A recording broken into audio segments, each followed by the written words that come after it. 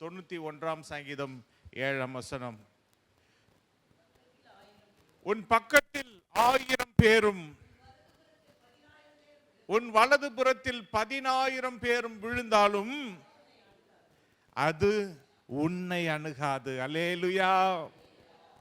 தேவன் நமக்கு கொடுக்கிற வார்த்தை, உன் பக்கத்தில் 1000 பேரும், அதாவது நம்முடைய பக்கத்தில் அப்படின்னா இடது பக்கம்னு வச்சுக்கோங்க. ஏன்னா இங்கே வேதத்தில் அடுத்த பக்கத்தில் சொல்லப்பட்டிருக்கு, உன் வலது புறத்தில் 10,000 பேரும் விழுந்தாலும் அது உன்னை அணுகாது. விழுந்தாலும் அப்படின்னு சொல்றதுன்னா என்ன? சும்மா கீழே விழுறதுன்னு நம்ம நினைக்கிறோம். விழுறதுன்னா செத்து விழுறது. அதுதான் இத்தனை பேர் விழுந்தாங்க, இத்தனை பேர் அப்படின்னா அத்தனை பேர் செத்து போனாங்க, மரிச்சு போனாங்க அப்படின்னு தான் அர்த்தம். அதை நம்முடைய கண் கூடாக தேவனுடைய கிருபையினாலே நாம் பார்த்தோம். கொரோனா காலத்தில் எத்தனை பேர்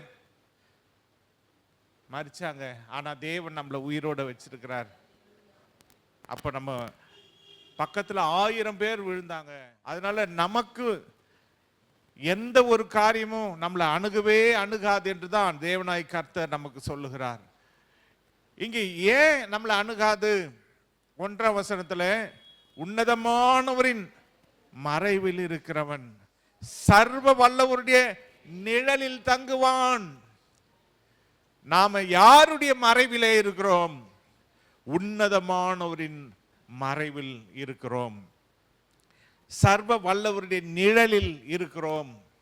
அதனால தான் 1000 பேர் விழுந்தாலும் 10,000 பேர் விழுந்தாலும், 10,000 பேர்னா 10,000 அப்படி. அப்புறம் எத்தனை பேர் நம்ம சுற்றி விழுந்தாலும் அது நம்மளை அணுகாது. ஏன்னா நம்ம உன்னதமானவரின் மறைவில் நாம் இருக்கிறோம், சர்வ வல்லவருடைய நிழலிலே நாம் தங்கி கொண்டிருக்கிறோம். இப்போ சங்கீதக்காரன் சொல்லுகிறார், நான் கர்த்தரை நோக்கி, நீர் என் அடைக்கலம், என் கோட்டை, என் தேவன், நான் நம்பி இருக்கிறவர் என்று சொல்லுவேன். ஹல்லேலூயா. நாம கர்த்தரை பார்த்து பேச வேண்டும். நம்மளை சுற்றி என்ன நடக்குதோ இல்லையோ, என்ன நடந்தாலும் அதை பத்தி நாம கவலைப்படாம, 1000 பேர் நம்மளை சுற்றி விழுந்தாலும் 10,000 பேர் நம்மளை சுற்றி விழுந்தாலும் நாம் எப்படிப்பட்டவர்களா இருக்க வேண்டும்னா, முதல் உன்னதமானவருடைய மறைவிலே, சர்வ வல்லவருடைய நிழலிலே தங்குகிறவர்களா இருக்க வேண்டும். அடுத்தது நாம் கர்த்தரோடு பேசுகிறவர்களா இருக்க வேண்டும். என்ன பேசணும்? கர்த்தரை நோக்கி, நீர் என் அடைக்கலம், நீர் என் கோட்டை, நீர் என் தேவன், நான் நம்பி இருக்கிறவர் அப்படின்னு சொல்லி அவரை நாம நோக்கி நம்ம சொன்னா அவர் நம்மளை பாதுகாக்கிற தேவனா இருக்கிறார். ஹல்லேலூயா. அவர் நம்முடைய தயாபரர், நமக்கு அடைக்கலம், நமக்கு கோட்டை, நம்முடைய தஞ்சம் அவர்தான். ஏன் தெரியுங்களா? 3ஆம் வசனம் சொல்லுகிறது, அவர் உன்னை வேடனுடைய கண்ணிக்கும் பாழாக்கும் கொள்ளை நோய்க்கும் தப்புவிப்பார். மற்றவங்க ஏன் விழுறாங்க, நாம் ஏன் விழாம இருக்கிறோம்? அதுக்கு என்ன காரணம்? நம்மளை தப்புவிக்கிறவர் ஒருவர் இருக்கிறார். ஹல்லேலூயா. அவங்கள காப்பாத்த ஆள் கிடையாது. விழுந்தாங்கன்னா செத்து போயிட்டாங்க. ஆனா நம்மளை காப்பாத்த நம்முடைய தேவன் இருக்கிறார், நம்மளை தப்பு வைக்க அவர் வல்லவராய் இருக்கிறார். அதனாலதான் அவர் நம்மளை தப்பு வைக்கிறார். வேடன்னா பிசாசு, அவன் வைக்கிற கண்ணிக்கெல்லாம் நம்மளை தப்பு வைக்கிறார். பாழாக்கும் கொள்ளை நோய், அதுக்கு நம்மளை தப்பு வைக்கிறார். வியாதிகளுக்கு நம்மளை தப்பு வைக்கிறார். அதனாலதான் நம்ம இப்போ இருக்கிறோம். இல்லைன்னா நம்ம எப்பவோ மரிச்சு போயிருப்போம். அவர் நம்மளை தப்பு வைத்திருக்கிறார். எப்படி தப்பு வைக்கிறார்? அவர் தமது சிறகுகளாலே உன்னை மூடுவார், அவர் செட்டைகளின் கீழே அடைக்கலம் புகுவாய், அவருடைய சத்தியம் உனக்கு பரிசையும் கேடகமுமாகும். இப்படியெல்லாம் அவர் நம்மளை தப்பு வைக்கிறார். சிறகுகளாலே நம்மளை தேவன் மூடுகிறார். நம்மை அவர் மூடி அவருடைய செட்டைகளின் கீழே நாம் அடைக்கலம் புகத்தக்கதாக நம்மை மூடுகிறார். அவருடைய சத்தியம் தான் நமக்கு என்னவா இருக்கிறது? பரிசையும் கேடகமா இருக்கிறது. அதனால தான் வசனம் தான் நமக்கு முக்கியம். தேவனுடைய வார்த்தை தான் நமக்கு முக்கியம். அதை நாம் உறுதியாக நாம் பற்றி கொள்ள வேண்டும். வார்த்தை இல்லாம, ஆண்டவருடைய வசனம் இல்லாம, அவருடைய வாக்குத்தத்தம் இல்லாம நம்மளால பிழைக்க முடியாது.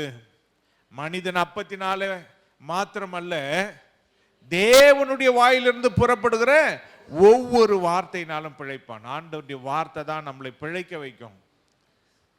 அதுதான் நமக்கு மருந்து. ஒரு காலத்தில் நகராட்சியில் ஏதோ ஒரு கஷாயம் கொடுத்தாங்க எல்லாருக்கும். அந்த கொரோனா காலத்தில் அந்த ஜுரங்கள் வந்து அவங்கள தாக்குற நேரத்தில் என்ன கஷாயம்? நிலவேம்பு. அது அவங்களை காப்பாத்தன்னு சொல்லி அந்த கசப்பான அந்த கஷாயத்தை எல்லாருக்கும் கொடுத்தாங்க. அதை நாமெல்லாம் குடித்தோம். அப்படி சரீரத்தை வேணா காப்பாற்றலாம், நம்மை முழுசமா நம்மளை காப்பாற்றணும்னா ஆண்டவருடைய வசனத்தை நம்ம உட்கொள்ள வேண்டும். அந்த வசனம் நமக்குள்ளே போக போக தான் நம்முடைய ஆவியை காப்பாற்றும், நம்முடைய ஆத்மாவை காப்பாற்றும், நம்முடைய சரீரத்தை காப்பாற்றும். நம்ம இந்த உலகத்தில் நம்மளை காப்பாற்றுவது மட்டுமல்ல, நம்மை பரலோகத்துக்கு கொண்டு செல்லும். அப்படிப்பட்ட ஆண்டவராகிய தேவனுடைய வாக்குத்தத்தங்கள் அது ஆம் என்றும் ஆமேன் என்றும் இருக்கிறது. இதனால அவருடைய பாதுகாப்பினாலே நமக்கு என்ன ஆகுதுன்னா, இரவில் உண்டாகும் பயங்கரத்துக்கும், பகலில் பறக்கும் அம்புக்கும், இருளில் நடமாடும் கொள்ளை நோய்க்கும், மத்தியானத்தில் பாழாக்கும் சங்காரத்துக்கும் பயப்படாதிருப்பாய். அப்போ ஒரு நாளெல்லாம் எவ்வளவு மோசமானதா இருக்கிறது பாருங்க. இருள்ல பயங்கரம் இருக்கு, பகல்ல பறக்கும் அம்பு அது பகல்ல இருக்கான், இருளில் நடமாடுகிற கொள்ளை நோய் இருக்கான், மத்தியானத்தில் பாழாக்கும் சங்காரம், இதெல்லாம் இருக்கு. அப்போ ஒரு ஒரு நாளும் நாம தப்பி பிழைக்கணும்னா இயேசுதான் வழி, வேற வழியே கிடையாது. அவருடைய வார்த்தை தான். ஏன்னா இப்படிப்பட்ட காரியங்கள்லாம் இந்த உலகத்துல இருக்கு. இரவுல பயங்கரம் இருக்கு, பகல்ல பறக்கும் அம்பு இருக்கு, இருள்ல நடமாடும் கொள்ளை நோய் இருக்கு, மத்தியானத்துல பாழாக்கும் சங்காரம் இருக்கு. இதெல்லாம் இருக்கிறதுனால அவரை நாம தஞ்சமாக, அவருடைய செட்டைகளின் நிழலிலே நாம் அடைக்கலம் புகுந்தாதான், அவர் நம்மளை சிறகுகளில் மூடினாதான் நாம் தப்பு வைக்கப்பட முடியுமே, அல்லாமல் வேற ஒரு வழியே கிடையாது. இதுக்கெல்லாம் நீ பயப்படாது இருப்பாய். எப்போ தேவன் நம்மளை மூடிட்டார்னா எதுக்குமே நம்ம பயப்பட வேண்டிய அவசியம் நமக்கு இல்லை. ஒரு கோழி தன் சிறகுகளாலே தன் கோழி குஞ்சுகளை அப்படியே மூடிக்கொள்றது போல நம்மை ஆண்டவராகிய இயேசு நம்மை மூடுகிறார். அவர் எருசலேமை பார்த்து அழுதார், எருசலேமே எருசலேமே, கோழி தன் குஞ்சுகளை கூட்டி சேர்ப்பது போல உன்னை எத்தனையோ முறை நான் உன்னை கூட்டி சேர்க்க நினைத்தேன், ஆனா எருசலேம் ஆண்டவர்கிட்ட வரல, எருசலேம் ஆண்டவர் ஏற்றுக்கொள்ளல. ஆனா இன்னைக்கு நம் ரட்சிப்புக்கு இயேசுவே மரித்து அவரே உயிரோடு எழுந்து நம்மை அவர் ஏற்று இன்னைக்கு நம்மை மூடி மறைக்கிறார். அதனால தான் பக்கத்துல 1000 பேர் வந்தாலும், வலது புறத்துல 10,000 பேர் விழுந்தாலும் அது நம்மளை அணுகவே அணுகாது. உன் கண்களால் மாத்திரம் நீ அதை பார்த்து துன்மார்க்கருக்கு வரும் பலனை காண்பாய். அப்ப துன்மார்க்கருடைய பலன் இதுதான். நாம நினைக்கிறோம் துன்மார்க்கர் செழிக்கிறாங்க, துன்மார்க்கர் அவங்க அப்படி பண்றாங்க இப்படி பண்றாங்க. ஆனா அத்தனை காரியமும் துன்மார்க்கர பாதிக்கும். எத்தனை காரியங்கள், இரவில் உண்டாகும் பயங்கரம் துன்மார்க்கர போய் தாக்கும், பகலில் பறக்கும் அம்பு அவங்கள போய் தாக்கும், இருளில் நடமாடும் கொள்ளை நோய் அவங்கள போய் தாக்கும், மத்தியானத்தில் பாழாக்கும் சங்காரம் அவங்கள தாக்கும். நம்மளை ஏன் தாக்காம இருக்கு? அவருடைய சிறகுகளாலே நம்மளை மூடி அவர் மறைத்து இருக்கிறார். அது ஒரு காரணம் தான். நாம் பரிசுத்தமான, நாம் நீதிமான வாழறதுல என்ன நன்மை? அந்த பாழாக்கும் கொள்ளை நோய்க்கு நாம் தப்பித்துக் கொள்ளலாம். எதுவுமே நம்மளை அணுகாது. ஏன்னா ஆண்டவருடைய பாதுகாப்பு நமக்கு இருக்கிறது. அதனாலதான் ஒரு சில காரியங்களை நாம் இந்த நாளில் பார்க்க போகிறோம். இதெல்லாம் ஏன் தேவ பிள்ளைகளை அணுகவில்லை? ஆனால் தேவனை விட்டு தூரம் போகும்போது அதெல்லாம் அணுகும். ஏசாயா 8ஆம் அதிகாரம் அங்கே பார்க்கும் பொழுது இந்த தேவ ஜனங்கள் தேவனை விட்டு அவர்கள் தூரம் போகும்பொழுது ஆண்டவர் அவர்களை பார்த்து சொல்லக்கூடிய ஒரு வார்த்தை 5ஆம் வசனத்திலிருந்து, பின்னும் கர்த்தர் என்னை நோக்கி, இந்த ஜனம் மெதுவாய் ஓடுகிற சீலோவாவின் தண்ணீர்களை அசட்டை பண்ணி ரெத்சீனையும் ரெமலியாவின் குமாரனையும் சார்ந்து சந்தோஷிக்கிறபடியினால், இதோ ஆண்டவர் வல்லமையுள்ள திரளான ஆற்று நீரை போன்ற அசிரியாவின் ராஜாவையும் அவனுடைய சகல ஆடம்பரத்தையும் அவர்கள் மேல் புரள பண்ணுவார். அது அவர்களுடைய ஓடைகளை எல்லாவற்றின் மேலும் போய் அவருடைய எல்லா கரைகள் மேலும் புரண்டு யூதாவுக்குள் புகுந்து பிரவாகித்து கடந்து கழுத்து மட்டும் வரும் என்றார். இம்மானுவேலே, அவன் சட்டைகளின் விரிவு உமது தேசத்தின் விசாலத்தை மூடும். எப்போ தேவ ஜனங்கள் தேவனுடைய சட்டைகளின் நிழலிலே அடைக்கலம் புகாம மற்ற காரியங்களில் அடைக்கலம் புகிறார்களோ, இந்த யூத ஜனங்கள் அவங்க ரெத்சீனையும் ரெமாலியாவின் குமாரனையும் சார்ந்து சந்தோஷப்பட்டாங்க. புறஜாதிகளை சார்ந்து, புறஜாதி ராஜாக்களை, புறஜாதி ஜனங்களை அவர்கள் சார்ந்து அதிலே அவர்கள் சந்தோஷப்பட்டாங்க. அப்படி சந்தோஷப்பட்ட உடனே ஆண்டவருடைய பாதுகாப்பு அவங்கள விட்டு விலகி போயிடும். இதுதான் ரகசியம். நாம் எப்பொழுது கர்த்தருக்குள் நான் களி கூறுவேன், என் தேவனுக்குள், அப்போ நம் கர்த்தருக்குள் தான் களி கூறணும், தேவனுக்குள் தான் நாம் மகிமை பாராட்டணும். எல்லாம் நம்ம கர்த்தருக்குள் தான். கர்த்தருக்கு வெளியில நாம் சந்தோஷப்பட்டா அது நமக்கு ஆபத்தான சந்தோஷம். தேவனுடைய பிள்ளைகள் அதை தான் நாம் முதல்ல அறிந்து கொள்ள வேண்டும். இந்த யூதா ஜனங்கள் இவர்களுக்கு தேவனுடைய பாதுகாப்பு இருக்கிற வரைக்கும் பாதுகாப்பு, தேவனுடைய உன்னதமான ஒரு நிழல், சர்வ வல்லவருடைய நிழல், அவருடைய சட்டைகளின் நிழல் அவர்களுக்கு தஞ்சமாக இருக்கிற வரைக்கும் அவர்களை ஒன்றுமே எதுவுமே செய்ய முடியல. ஆனால் எப்பொழுது அவர்கள் ரெத்சீனையும் ரமாலியாவின் குமாரனையும் சார்ந்து சந்தோஷப்பட்டார்களோ, அப்போ தேவனுடைய பாதுகாப்பு அவங்கள விட்டு விலகி போகுது. இன்னைக்கு நாம உலகத்துல சந்தோஷப்பட்டோம்னு சொன்னா தேவனுடைய பாதுகாப்பு நம்மை விட்டு விலகி போயிடும். இந்த உலகத்தின் சிற்றின்பங்களிலே, இந்த உலகத்தினுடைய ஆசாபாசங்கள், இந்த உலகத்தினுடைய பாவங்கள், இதுல சந்தோஷப்பட்டா தேவன் நம்மளோடு கூட இருக்க மாட்டார். தேவனுடைய பாதுகாப்பு நம்மளை விட்டு நீங்கி போயிடும். இப்படி இவங்க செஞ்சதுனால தேவன் சொல்லுகிறார், மெதுவாய் ஓடுகிற சீலோவாவின் தண்ணீர்களை அசட்டை பண்ற இந்த ஜனங்களிடத்துல திரளான ஆற்று நீரை போன்ற அசிரியாவின் ராஜாவையும் அவனுடைய சகல ஆடம்பரத்தையும் அவர்கள் மேல் புரள பண்ணுவார். அது அவங்கள புரண்டு அவங்க மேல போகும். அதோடு கூட அவங்க ஓடைகளின் மேலெல்லாம் போகும், அவங்களுடைய கரை மேலெல்லாம் புரண்டு போகும். அது யூதாவுக்குள்ள புகுந்து போகும், கழுத்து மட்டும் அது போகும். அப்பதான் ஆண்டவர் சொல்றாரு, இம்மானுவேலே, இம்மானுவேல்னா நம்முடைய ஆண்டவராகிய இயேசு கிறிஸ்து, அவருடைய இம்மானுவேலே, அவன் சட்டைகளின் விரிவு உமது தேசத்தின் விசாலத்தை மூடும்.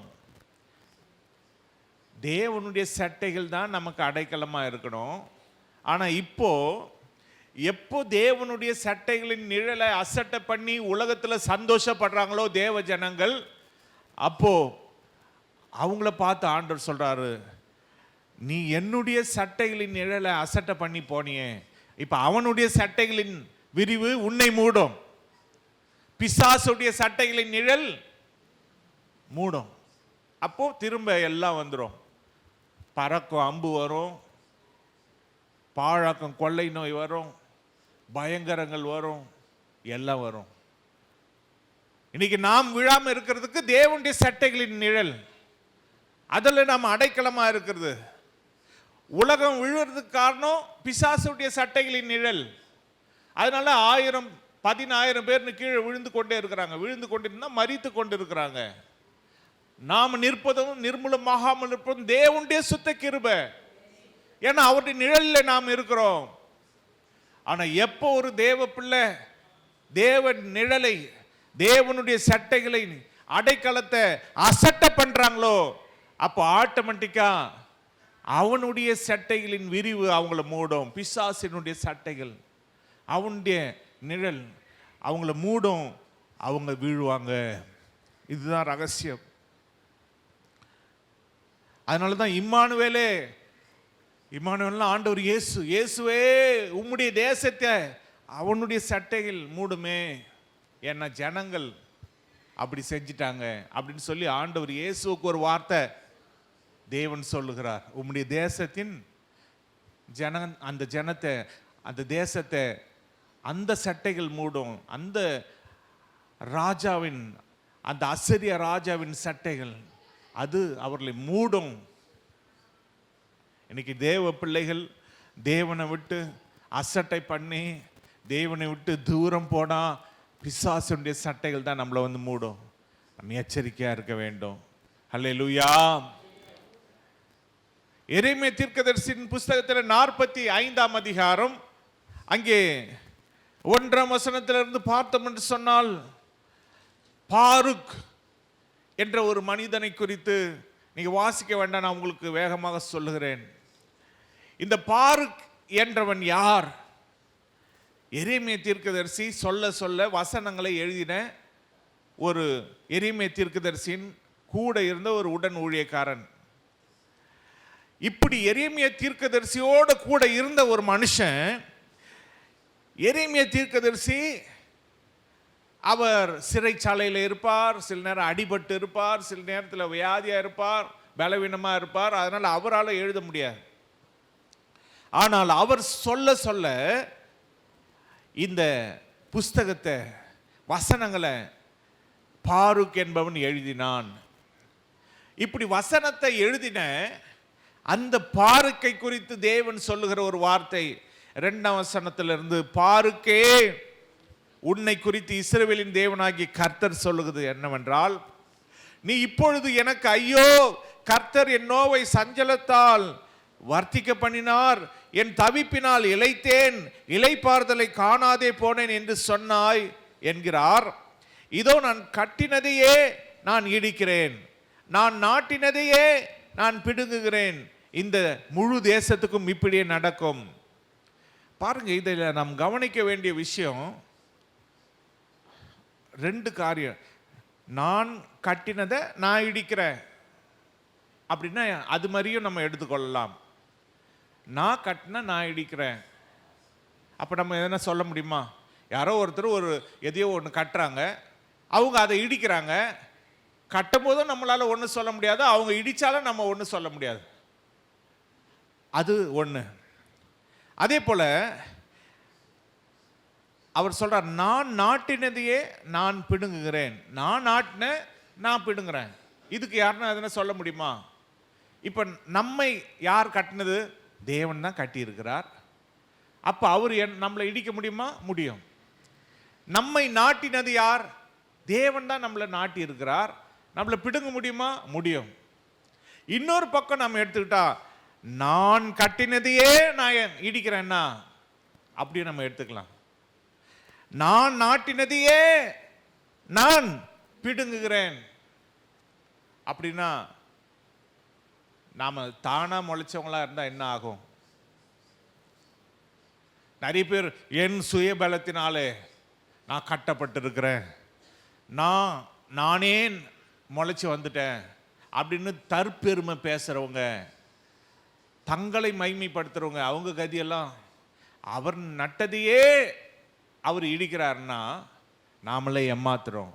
அதனால தான் அவருடைய கரங்களிலே நாம் இருக்க வேண்டும். அவர் நட்டாலும் இடித்தாலும் அப்பா உம்முடைய சித்தம், நீர் நாட்டினாலும் நீர் பிடுங்கினாலும் அப்பா உம்முடைய சித்தம் அப்படின்னு சொல்லி தேவனையே சார்ந்து இருக்க வேண்டும். நீ உனக்கு பெரிய காரியங்களை தேடுகிறாயோ? தேவ ஜனங்கள் இந்த கடைசி நாட்களில் பெரிய காரியங்களை தேடுறாங்க.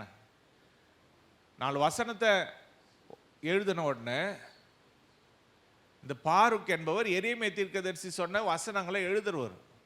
இப்படி எழுதின உடனே இப்ப இவருக்கு என்ன ஆச்சு? அப்பா, நம்ம வசனம்லாம் எழுதியிருக்கிறோம், நமக்கு பெரிய காரியம் வரணும். நிறைய பேர் அப்படிதான் நம்ம நினைக்கிறோம். நான் டெய்லி வசனம் சொல்றேன், இப்போ எனக்கு என்ன வரணும்? பெரிய காரியம், பெரிய வீடு கிடைக்கணும், அது கிடைக்கணும், இது கிடைக்கணும்னா ஆண்டவரை டிமாண்ட் பண்றோம். அவர் சொல்றாரு, நான் கட்டினதையே நான் இடிக்கிறேன், நான் நாட்டினதையே நான் பிடுங்குறேன். நான் கட்டினதை நான் இடிப்பேன், நான் நாட்டினதை நான் பிடுங்குவேன். அப்போ அவருக்கு முழு அதிகாரம் இருக்கு. அதனால் நாம பெருமை பாராட்டவே முடியவே முடியாது. அப்படி இருக்கும் பொழுது நாம் என்ன நினைக்கிறோம்? அவன் அந்த பாருக்கு என்ன நினைக்கிறான்? பெரிய காரியங்களை தேடுறான். தேடாதே, இதோ மாம்சமான யாவர் மேலும் தீங்கை வர பண்ணுகிறேன் என்று கர்த்தர் சொல்லுகிறார். ஆனாலும் நீ போகும் சகல ஸ்தலங்களிலும் உன் பிராணனை உனக்கு கிடைக்கும் கொள்ளை பொருளாக தருகிறேன் என்று கர்த்தர் சொல்லுகிறார் என்று அவனோட சொல்லி என்றார். பிராணனை கொள்ள பொருளா ஆண்டவர் நமக்கு கொடுத்திருக்கிறார். அதனால தான் நம்ம இன்னைக்கு சாகாம உயிரோடு இருக்கிறோம். இல்லைன்னா 3 வருஷம் 4 வருஷத்துக்கு முன்னாலே மரிச்சு போயிருக்கோம். அதனால நாம என்ன செய்யக்கூடாது? பெரிய காரியங்கள்லாம் தேடவே கூடாது. கர்த்தரா கொடுத்தா வாங்கிக்கணும். அல்லேலூயா. அவரை போய் நம்ம டிமாண்ட் பண்றதுக்கோ, அவரை ஆண்டவரே எனக்கு இதை கொடுங்க ஆண்டவரே, எனக்கு வேலை கொடுங்க ஆண்டவரே, எனக்கு ஒரு குழந்தை கொடுங்க ஆண்டவரே, எனக்கு சுகத்தை கொடுங்க ஆண்டவரே, எனக்கு திருமணம் நடக்கணும் ஆண்டவரே, என் தரித்திரங்கள் மாறணும். எதுவுமே ஆண்டவர்கிட்ட நம்ம என்ன பண்ண முடியாது? கேட்கவே முடியாது, உரிமை பாராட்டவே முடியாது. அவர் தான் எல்லாம் நமக்கு. அப்படி இருக்கும் பொழுது ஒரு வசனத்தை எழுதின மனுஷனையே ஆண்டவர் பார்த்து, நீ பெரிய காரியத்தை தேடாத, உன் பிராணன் உனக்கு கிடைச்ச கொள்ளை பொருள். இன்னைக்கு நமக்கு அப்படிதான். நமக்கு ஆண்டவர் கொள்ள பொருளா கொடுத்திருக்கிறார், நம்ம ஜீவனை கொடுத்திருக்கிறார், நம்ம ஆத்மாவை மீட்டு எடுத்திருக்கிறார். அதுவே தான் நமக்கு கொள்ளை பொருள். இதை நம்ம மறந்து போய் நம்ம உலக பிரகாரமான காரியங்களையும் உலக பிரகாரமான ஆசீர்வாதங்களையும், அந்த யூதா ஜனங்கள், அந்த யார், அந்த ரெட்சின் அசிரியாவின் ராஜா, அவனுடைய சந்தோஷத்தில் அவனுடைய ஆடம்பரத்தில் வாழலான்னு நினைச்சாங்க. அவங்க விழுந்து போனாங்க. அவனுடைய சட்டைகள் தான் அந்த தேசத்தை மூடினது. இன்னைக்கு உலக பிரகாரமான மனிதர்களுடைய தயவிலே, மனிதர்களுடைய அவங்களுடைய உதவியில நாம் வாழ்ந்து விடலான்னு நினைச்சா அவங்க சட்டைகள் தான் நம்மளை மூடும். கடைசியில் பாதுகாப்பு இருக்காது, நாம் விழுந்து போயிடுவோம். ஆனால் எப்போ நாம் தேவனை சார்ந்து தேவனுடைய சட்டைகளின் நிழலிலே தங்குகிறோமோ, அப்போ எதுவுமே நம்மை அணுகாது. வாதை கூட நம்மளை, கூடாரத்தை கூட அணுகாது, எதுவுமே நம்மளை அணுகாது. நம்ம பெரிய காரியத்தை தேடாம, ஆண்டவரே உம்முடைய சட்டைகளின் நிழலிலே என்னை மூடிக்கொள்ளுங்க, அது எனக்கு போதும்.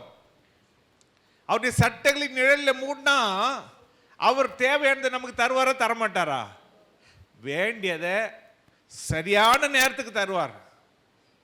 ஒரு கோழியே தன் குஞ்சுகளை சட்டைகளின் நிழலில் அதை புகுந்து வச்சா அதுக்கு தேவையானதை அந்த கோழிகளுக்கு, அந்த குஞ்சுகளுக்கு தேவையானதெல்லாம் கொடுக்குமா கொடுக்காதா? கண்டிப்பாக கொடுக்கும். அப்போ நம்ம அவருடைய சட்டைகளின் நிழலில் அடைக்கலமாய், அதனால தான் அங்கே இஸ்ரவேலின் தேவனுடைய அவருடைய நாமத்தில் அவருடைய சட்டைகளின் நிழலில் தஞ்சமாக ஒரு ஸ்திரீ வந்தா. அவ பேர் ரூத். அவ தன்னுடைய மார்க்கம், புறஜாதி மார்க்கத்தை, புறஜாதி தெய்வங்களை, தன்னுடைய சொந்த குடும்பத்தை எல்லாவற்றையும் விட்டுட்டு தன்னுடைய மாமியாகிய நகோமிக்கு பின்னால, இஸ்ரவேலின் தேவன் தான் எனக்கு தஞ்சம், அவர் தான் என் கோட்டை, அவர் தான் என் அடைக்கலம் அப்படின்ற மாதிரி அவ எல்லாத்தையும் விட்டுட்டு வந்தா. ஆண்டவர் வாழ வச்சாரா இல்லையா? ரூத்துவுக்கு ஒரு மணவாளனை கொடுத்து, ஒரு பிள்ளையை கொடுத்து, அந்த பிள்ளை தான் தாவீது ராஜாவுடைய முற்பாட்டன். அந்த வம்சத்துல தான் இயேசு வந்து, அதாவது யோசேப்பின் குமாரனாக வந்து பிறந்தார். மரியாள் கன்னிகையாக இருக்கும் பொழுது மரியாளின் வயிற்றில் வந்து பிறந்து, ஆனால் அந்த பட்டம் யோசேப்பின் குமாரன். ஆனால் அவர் தேவனத்திலிருந்து வந்தவர், பரிசுத்தமானவர், கன்னிகையின் வயிற்றில் பிறந்தவர். ஆனால் அந்த பெரிய பட்டம் தாவீதின் குடும்பத்துக்கு கிடைச்சிச்சு. அந்த ஒரு ஸ்திரீ புறஜாதியை விட்டு, தன் விக்கிரகங்களை விட்டு, தன் குடும்பத்தை, தன் தேசத்தை, தன் இனத்தை எல்லாவற்றையும் விட்டுட்டு ஆபிரகாம் வந்தது மாதிரி வந்தா. தேவன் ஆசீர்வதிச்சார். அதனாலதான் இயேசு சொல்லுகிறார், என் நிமித்தம் தன் தகப்பனையாவது, தன் தாயையாவது, தன் மனைவியாவது, வீடுகளையாகிலும் நிலங்களையாகிலும் விட்டவன் எவனோ அவன் இம்மையிலே நூறத்தனையான பலனையும், துன்பங்களோடு கூட நூறத்தனையான பலனையும், மறுமையிலே நித்திய ஜீவனையும் பெறுவான். அதனால இயேசுக்காக, அவருடைய அடைக்கலமா நம்ம வந்திருக்கிறோம். பாருங்க, ஏதாவது தேசத்துக்கு தஞ்சமா போறவங்க, அடைக்கலமா போறவங்க எல்லாத்தையும் தூக்கிட்டு போக முடியாது. ஐயா எங்ககிட்ட ஒன்றும் இல்லை, எங்களை ஏத்துக்குங்க அப்படின்னு போவாங்க. அவங்க பாவம் பார்த்து ஏத்துக்கிட்டா உண்டு, இல்லைன்னா திரும்பி துரத்தி அமைச்சிட்டாலும் ஒன்றும் செய்ய முடியாது. அதுபோல தான் நம்ம ஒரு அகதிகளை போல ஆண்டவர் இயேசுடைய அவருடைய சட்டைகளுக்கு வரோம். ஆண்டவரே எங்களை ஏத்துக்குங்க, இந்த உலகம் எங்களுக்கு மோசமானது இருக்கு, எங்க பார்த்தாலும் அம்பு பறக்குது, எங்க பார்த்தாலும் பயங்கரம், கொள்ளை நோய், எங்களை நீர் தான் காப்பாற்றணும், எங்க ஆவியை காப்பாற்றணும், எங்க ஆத்மாவை காப்பாற்றணும், எங்க சரீரத்தை காப்பாற்றணும் அப்படின்னு அவரை நாம் தஞ்சமா கொண்டோம் என்று சொன்னா, அவர் நமக்கு அடைக்கலம் கொடுத்து அவருடைய சட்டைகளின் நிழலில் நம்மளை காப்பாற்றி மூடி நம்மளை பரலோகத்தில் கொண்டு போய் பொக்கிஷமாக அவர் வைப்பார். இதுதான் நம்முடைய ஒரே வாழ்க்கை. மற்றபடி இந்த உலகத்தில் அழிந்து போகிற இந்த உலக பொருளுக்காக, அதனால தான் பக்தர்கள் பாடினாங்க, மண்ணுக்காக மாணிக்கத்தை விட்டுட மாட்டேன். இயேசுதான் நம்முடைய மாணிக்கம். இந்த மண்ணுக்காக இயேசுவை நம்ம விட்டுறக்கூடாது. நம் கண்களை மூடி நம்ம ஜெபம் பண்ணலாமா? உன் பக்கத்தில் 1000 பேரும் உன் வலது புறத்தில் 10,000 பேர் விழுந்தாலும் அது உன்னை அணுகாது. எங்கள் அன்பின் பரிசுத்த பிதாவே, உம்மை நன்றி உள்ள இருதயத்தோடு நாங்கள் துதிக்கிறோம், உம்மை ஸ்தோத்தரிக்கிறோம். ஆண்டவர், இந்த நாளில் இந்த வார்த்தைகளை கேட்ட உம்முடைய பிள்ளைகளை எல்லாரையும் நீர் ஆசீர்வதியும். இந்த உலகத்தினுடைய ஆண்டவர் அம்புகளும், இந்த உலகத்தினுடைய ஆண்டவரே பாழாக்கும் கொள்ளை நோயும் பயங்கரங்களும் எங்களை அதம் பண்ணாதபடிக்கு தேவனே எங்களை நீர் பாதுகாத்து கொள்ளும். உம்முடைய சட்டைகளின் நிழலிலே எங்களை மூடிக்கொள்ளும். உம்மிடத்தில் நாங்கள் தஞ்சம் புகுந்திருக்கிறோம். இயேசுவே இயேசுவே இயேசுவே, நீர் தான் எங்களை காப்பாற்ற வேண்டும். நீர் எங்களுக்கு போதும் ஆண்டவரே. அப்பா பிதாவே, நீர் எங்களுக்கு போதும். எங்களை காப்பாற்றினா போதும் ஐயா. பரலோகத்தில் கொண்டு போய் சேர்த்தா போதும். நாங்க எங்களுக்கு பெரிய காரியங்களை நாங்கள் தேடலப்பா. நீர் இதுவரைக்கும் எங்கள் பிராணனை எங்களுக்கு கொள்ளை பொருளாக கொடுத்திருக்கிறீரே, அது போதும் ஐயா. எங்களுக்கு நீர் போதும். இயேசுவே, எங்களை நீரே வழி நடத்தும். உமக்குள்ளே நாங்கள் இருக்க உதவி செய்யும். சகல துதி கன மகிமை ஒருவருக்கே நாங்கள் செலுத்துகிறோம். எங்கள் மீட்புற எங்கள் ரட்சகரமாக இயேசுவின் நாமத்தில் ஜெபிக்கிறோம் எங்கள் பரிசுத்த பிதாவே, ஆமென். என் ஆத்துமாவே கர்த்தரை ஸ்தோத்திரி, என் முழுமையார் பரிசுத்த நாமத்தை ஸ்தோத்திரி. என் ஆத்துமாவே கர்த்தரை ஸ்தோத்திரி, கர்த்தர் செய்த சகல உபகாரங்களை மறவாதே. ஆமென்.